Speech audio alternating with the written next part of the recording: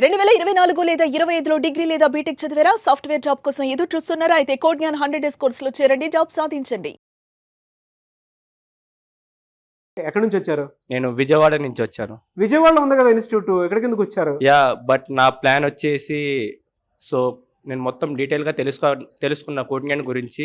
వచ్చే ఆపర్చునిటీస్ అన్నీ మనకి హైదరాబాద్లో ఉండే కంపెనీస్ అండ్ బెంగళూరులో ఉండే కంపెనీస్. ఇప్పుడు నేను జాబ్కి అప్లై చేసిన విజయవాడ టు హైదరాబాద్ కాన్సిక్యూటివ్లీ ఇలా ట్రావెల్ చేయడం కన్నా నేను హైదరాబాద్కి షిఫ్ట్ అయిపోయి ప్రాపర్ కోచింగ్ తీసుకొని ఇటే అప్లై చేసుకుంటూ కంపెనీస్కి వెళ్దాం అని చెప్పి సో నేను హైదరాబాద్ కోడ్ జ్ఞాన్ చూస్ చేసుకున్నా. హైదరాబాద్ కోడ్ నేను చూస్ చేసుకున్నాను. ఎస్.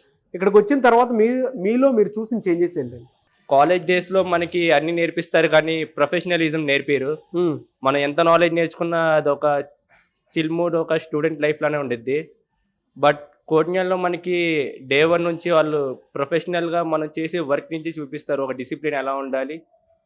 స్టార్టింగ్ విత్ బిహేవియర్, మనం చేసే వర్క్లో మన ఎథిక్స్ని ఫాలో అవుతూ మన నాలెడ్జ్ని కూడా ఇంప్రూవ్ చేసుకోవాలి, మన ఎథిక్స్ని కూడా ఇంప్రూవ్ చేసుకోవాలి.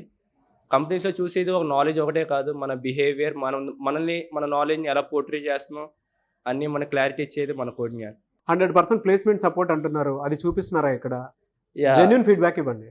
సో నేనేమంటానంటే వాళ్ళు సైడ్ నుంచి వాళ్ళు 100% ఇస్తారు, మన సైడ్ నుంచి మనం 100% ఎఫర్ట్స్ పెడితేనే అది 100% ప్లేస్మెంట్ సపోర్ట్ అనేది అనుకోవచ్చు. పేరెంట్స్కి మీరు ఏం చెప్తారు? ఇక్కడ ఎందుకు జాయిన్ అవ్వాలి స్టూడెంట్స్ అంటే ఏం చెప్తారు?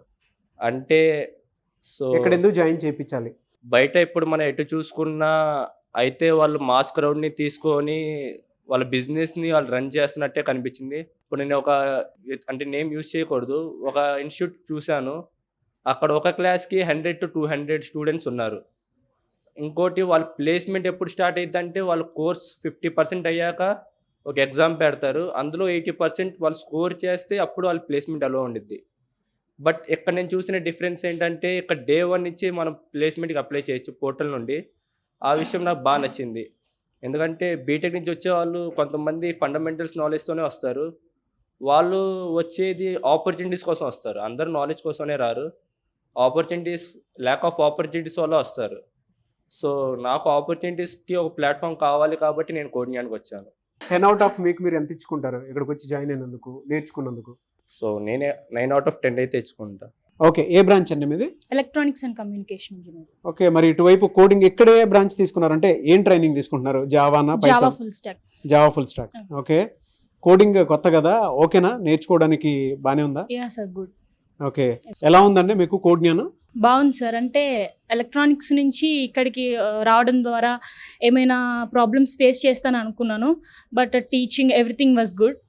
అండ్ అంటే క్యాపబిలిటీ ఉంటుందా లేదా అనుకున్నాను కానీ బట్ టీచింగ్ కానీ everything was okay. Practice sessions కానీ అన్నీ కూడా నచ్చాయి, అన్నీ యూటిలైజ్ చేసుకొని మంచిగా ప్రాపర్గా వెళ్తుంది సార్. ఓకే, మీరు కాలేజీలో చూసిన దానికి ఇక్కడికి వచ్చిన దానికి మీరు కొంత చేంజ్ చూస్తుంటారు, పైగా కోడింగ్ ఫస్ట్ టైం నేర్చుకుంటున్నారు.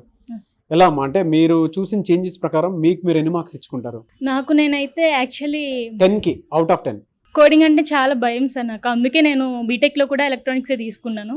ఓకే, బట్ మళ్ళీ నాకు దీని మీద ఇంట్రెస్ట్ వచ్చి ఇక్కడ జాయిన్ అయ్యాను.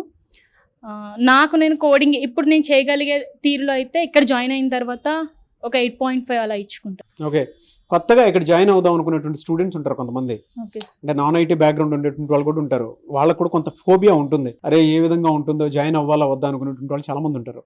వాళ్ళకి మీరు ఏం చెప్తారు? జాయిన్ అవ్వమని చెప్తారా? నాన్ ఐటీ బ్యాక్గ్రౌండ్ అయినా సరే, నాన్ ఐటీ బ్యాక్గ్రౌండ్ అయినా సరే జాయిన్ అవ్వచ్చు సార్.